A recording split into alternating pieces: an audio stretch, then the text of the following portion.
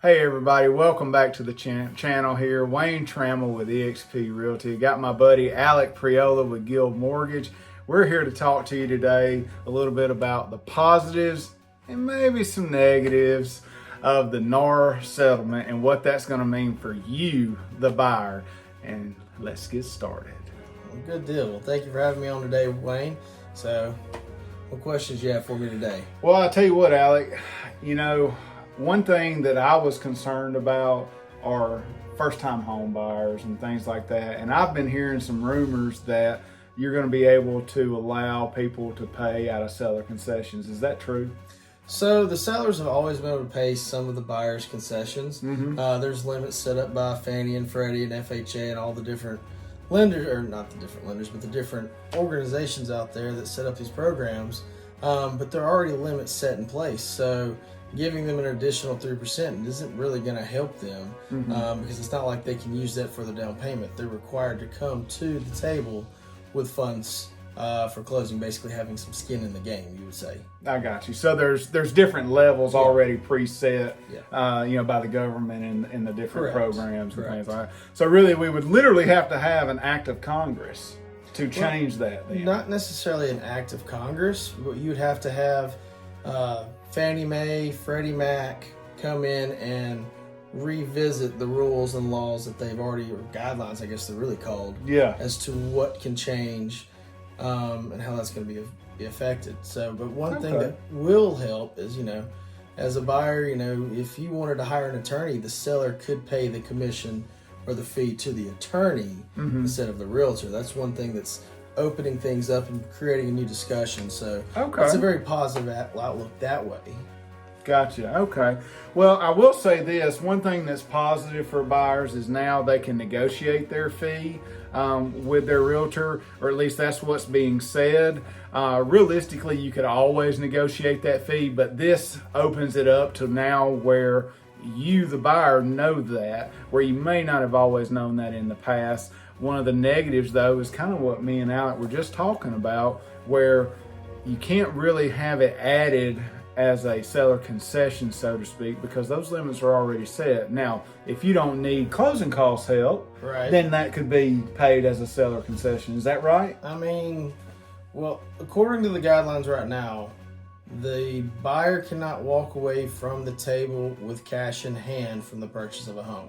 Yes. So if the seller is paying a concession for the buyer, the buyer's agent, whoever's brought the buyer to the table, then that money can't directly go to the buyer. Yes. Because that's in violation of laws, because it basically just negates what they brought to the table. Gotcha. So in this scenario, I'm a buyer, I'm buying a $100,000 house, I'm paying my realtor a fee of $2,500.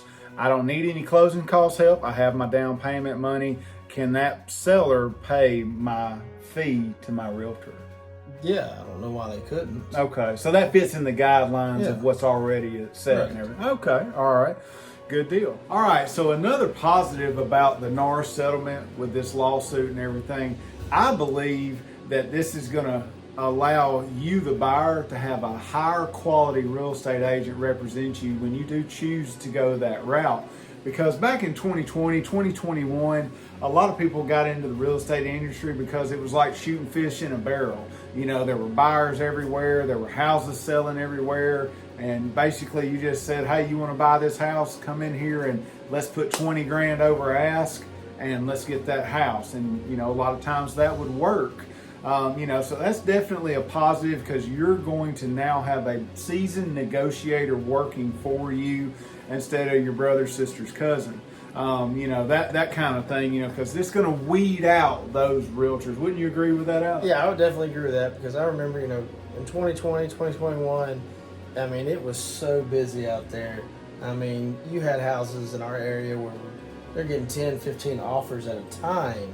And it was really at that point, which offer was the best and who paid the most and what the seller had to pay the least of. Absolutely. So it didn't really teach the new agents how to negotiate contracts and learn how to deal with the nuances of, well, what if you've got an ingress problem? How do you solve that?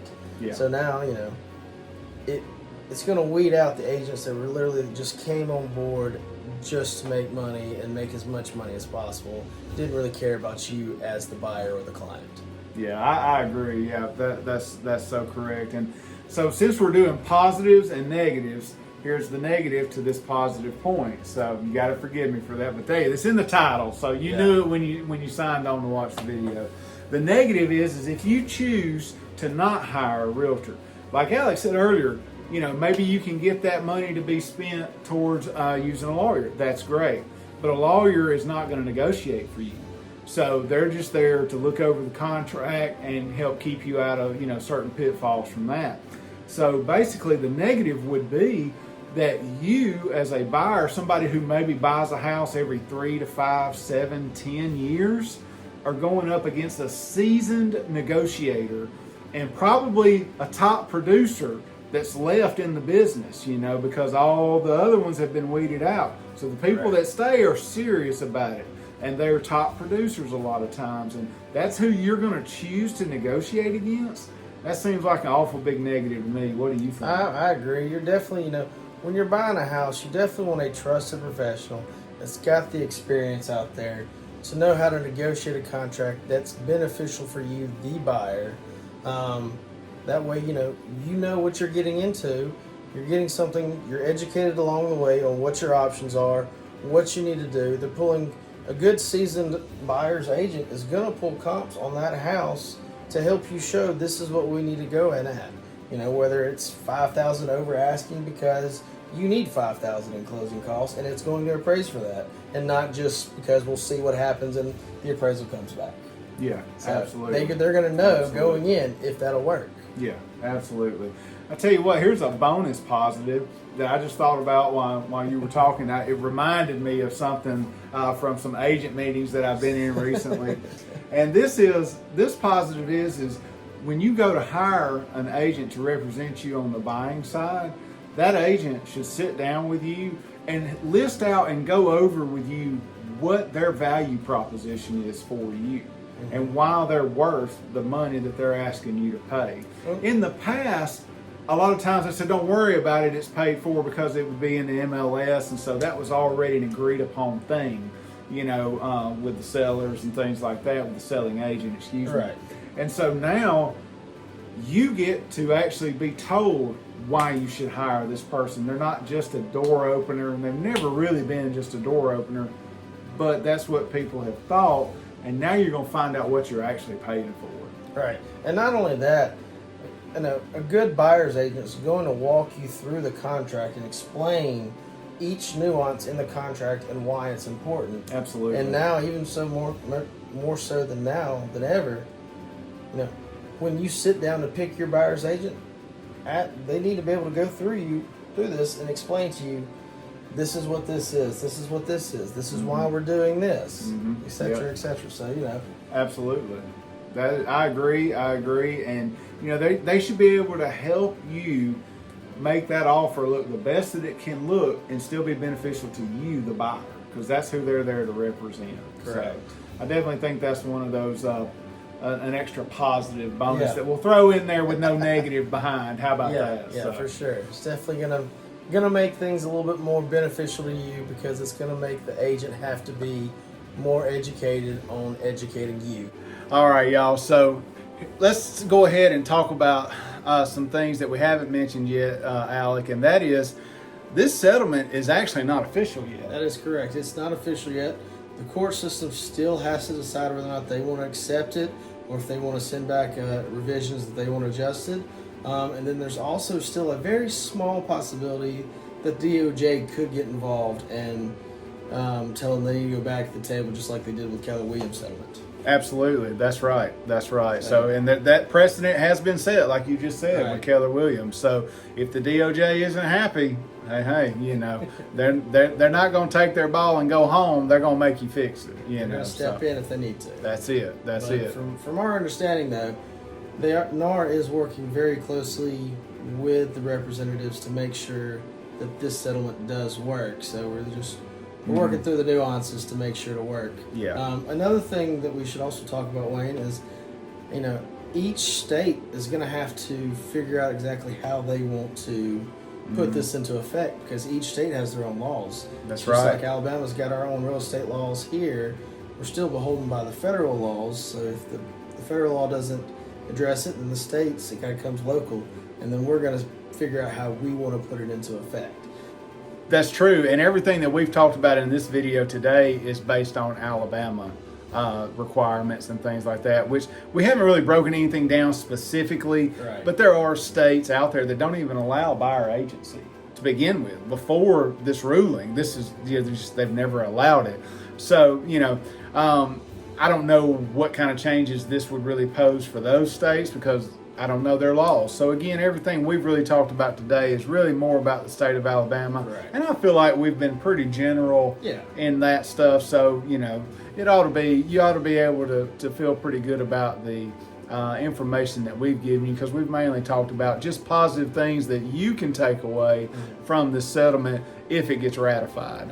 And this doesn't go into effect until the middle of July anyways, so there's still plenty of time for all the nuances to be worked out. Absolutely. And this new era of real estate is going to bring about the positives that we've talked about. We've mentioned a few negatives, but overall it could really be positive for you, the buyer, and really for the seller as well. The thing is the market is going to dictate how you buyers are going to have new representation. That's very correct. So I'm a firm believer in that. And so there are a lot of things that we haven't dove off into because we just don't know yet. This is still fresh. This is what, a week old? I think it came out, March 15th? Yeah, so I mean, what, 2 weeks old at best? So this is all still real fresh and everything like that. So definitely, we definitely got some stuff to look forward to and see what's going to happen. Well, that seems like a good place for us to end this video, and I feel like we've given you some things to think about, some positive information about this Norris settlement. Seen a lot of negatives out there, Alec, but I really think we put a positive spin on it for folks today. And Alec, if somebody has some questions about a mortgage or refinancing, how would they get in touch with you? Well, the best way to reach me is on my cell phone at 205-215-2888. I take calls up to about 8:30 at night. I have taken them later than that, in fact. And anytime on the weekends, I'm usually available. And again, my cell phone is the best way to reach me at 205-215-2888. Thanks, Wayne. Excellent. Thank you for being here. I appreciate that very much. Don't worry, I'm going to put his contact information in the description below. He's Alec Priola with Guild Mortgage. I'm Waynetrammell with eXp Realty here in Central Alabama. I'll have my contact information down below. If you're wanting to buy, sell, just have questions, please feel free to reach out to me. I'm happy to help. And be on the lookout. My market update video will be out next week. As we get into the first full week of April, I'll have that posted out, and we'll see you later. Take care.